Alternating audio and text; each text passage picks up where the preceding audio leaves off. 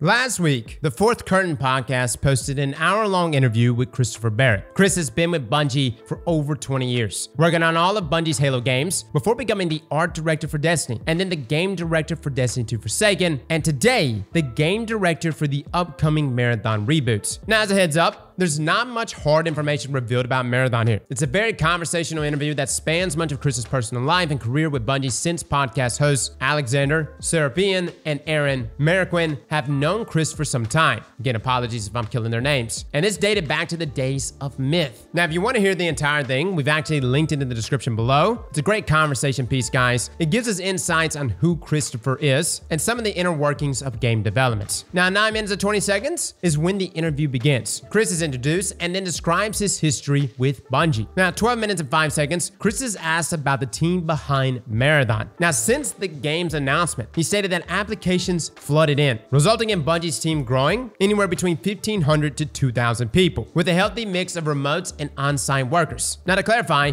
Bungie is listed as currently having 1,552 employees total. Now, we don't know how many of those people are actually working on Marathon, but we do know that Bungie has grown drastically over the past year. Now, at 17 minutes, when asked about whether he identifies professionally as an artist, Chris explains he was interested in computers from a young age, but went to school for art. It was during his time at Bungie that he grew from an environmental artist to an art director, which naturally involved leadership and creative direction at a high level. Mentored by many of Bungie's best, including founder Jason Jones, Chris made the jump from art direction to game direction. Now, in 19 minutes and 10 seconds, Chris grew up outside of Burlington, Vermont. His dad worked for IBM. His introduction to games involved making ASCII and ANSI art for online bulletin boards. Essentially, letter and character-based artwork that he claims you can still dig up even today. Now, at 22 minutes and 22 seconds, Chris learned digital art early thanks to his school having Macintosh computers and worked full-time all through high school at an educational software company. Now, it's that artwork that wound up being his portfolio when he applied to art school in Brooklyn, New York. Now, 26 minutes and 30 seconds, when describing early career choices, Chris panicked at hearing that his projected illustration career in art wouldn't pay much. He turned to LucasArts, who was interviewing at his school for game development. He stated, turns out they hated him, and he got banned from interviewing with any other companies there. I actually found this conversation piece to be hilarious. I just want to play a couple of these small clips. LucasArts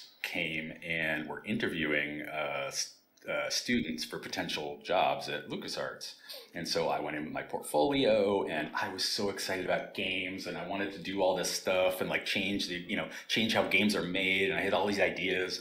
And apparently I went in and they were like, who is this guy? He's never going to work in games. And I got banned from ever interviewing with any more companies because they didn't they thought I was such a jerk or something. Now, 28 minutes and 30 seconds, Chris found Myth on his school's Mac during his senior year in college, which led to his Myth modding passion and custom map design. His post on Bungie.net got him noticed by future Halo 2 multiplayer creator Max Haberman, who invited him to visit Bungie, and he was actually picked up at the airport by podcast host Alex, hence their connection. Now, at 32 minutes and 40 seconds, Max eventually asked Chris to mock up a website design for the upcoming Myth 2, which Chris says was largely used when the game was released. This got him a job offer from Bungie officially, but he had to turn them down. Still, he continued to create multiplayer maps and mods for Myth and Myth 2, eventually leading to a large mod project called Chimera. At 37 minutes and 30 seconds, Bungie continued to court Chris, eventually uploading an early build of Halo. This is before the 1999 Macworld demo, by the way. It was such a compelling demo for Chris, who at the time was not under NDA, showed a bunch of people at his work the demo. Finally, Jason Jones,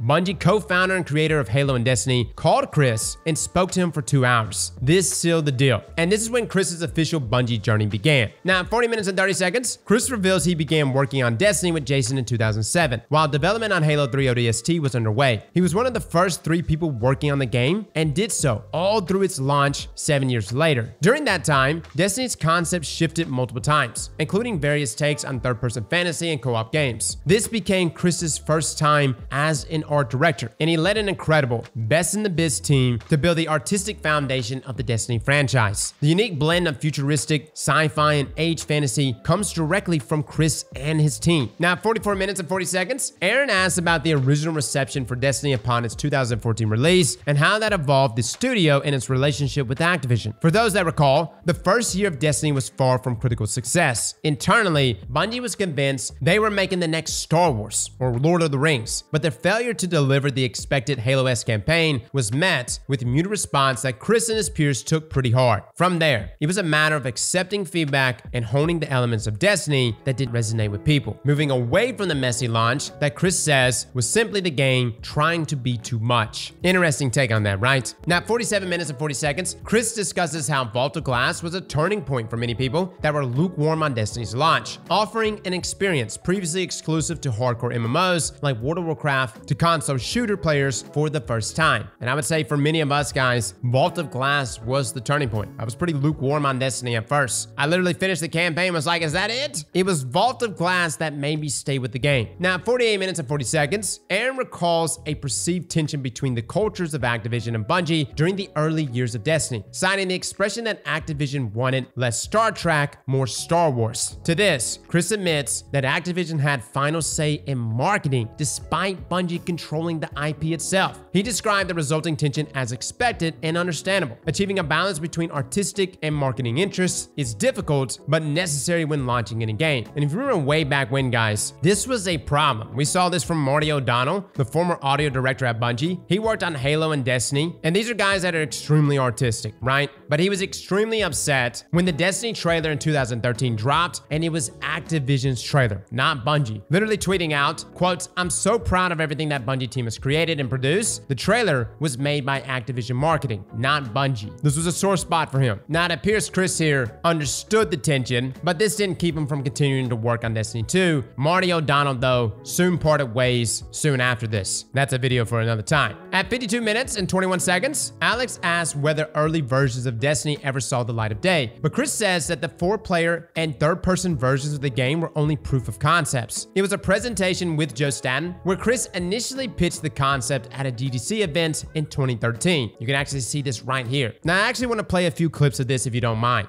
7 years of development and then operation. 7 years. Yeah. And then see like the different iterations of it, I'm sure. Have y'all ever released any of that stuff? Like it used to be a 4-player co-op, 3rd person. Some of it. Not a lot, I think. I mean, there wasn't a lot to those early days. A lot of those were more conversation, just like really simple mock-up builds and stuff like that. Now, at 53 minutes and 20 seconds, Marathon was revealed in May 2023, and Aaron asked whether it received the same 7-year incubation and development cycle as Destiny, or if it came together more quickly. Chris can't say much here, but he says it came together much more quickly. For context, Christopher Barrett was the director for Destiny 2 Forsaken, which launched in September 2018. By that math, assuming Chris was on board as early as for D1, it's safe to assume that Marathon has been cooking for around 4 to 5 years. But Chris admittedly can't say much more than that. Now, at 54 minutes and 25 seconds, Marathon's new art style has been widely praised, though some greats against the shift from Marathon's 1990s art direction by Craig Mullet. Chris, now game director, credits Destiny 1 and 2 and Dune 2021 veteran Joe Cross as the lead art director for Marathon and developer of its aesthetic. Chris says that their shared backgrounds make collaboration easier, but generally he reserves his article input to leveling up the already fantastic designs Joe puts forward. Now, at 56 minutes and 20 seconds, when asked about the scope of Marathon's team, Chris states that he was, at one point, the only person at Bungie working on the game. His day-to-day back then was primarily conceptual, whereas he now leads nearly all creative aspects of Marathon. Art direction, general game design, world and narrative all fall under Chris. Marketing collaborations, such as designing that incredible CG trailer, is largely his wheelhouse. But another director, Scott Taylor, handles the majority of the business-related aspects of Marathon's development. And yeah, guys, if you recognize any of these folks, it's because you've seen them multiple times leading up to the launch of Forsaken. This is literally the Forsaken team. Now, at 59 minutes, tangentially, Chris discusses the idea of selling the idea of Marathon within Bungie, who has never been a multi-game studio. From its initial ideas, it took effort to create a cohesive pitch and get other people within Bungie on board. While he doesn't say it explicitly. This sounds to me like from concept to reveal, Marathon is Chris's baby. Going forward, if we're ever curious about the creative forces behind this game, Chris is literally the man that hatched it, pitched it, and then sold it to Bungie. Now, at the hour and 6-minute mark, when asked whether Chris played the original Marathon, the answer is yes, and recently too. I know there's a lot of concern from folks about it deviating from the original, but it seems Chris is keeping that in mind. Now, in an hour and 7 minutes, regarding the many transitions Bungie has undergone, from its indie days in Chicago to its Microsoft days in Seattle to Activision to now Sony, Chris says he's grateful for all of those transformations because of how they've enabled Bungie to grow. Despite the many changes, Chris says Bungie's managed to hang on to a strong, independent culture. He does cite the Microsoft partnership as the most beneficial to Bungie in his mind with their backing of Halo, allowing the studio to become bigger and better than it could have ever been otherwise. So guys, that is the breakdown of that podcast and that interview. Feel free to check out the fourth curtain. Look, I won't lie, I'm a tad bit jealous. I'm jealous that Christopher is not working on Destiny 2. I'm just being real with you. I wish this entire team was still on Destiny. With that being said, I'm excited to see what this team pulls off with Marathon. Truly. Fellas and ladies, thank you all for coming and watching. And as always, slap that like button like your mama told you right.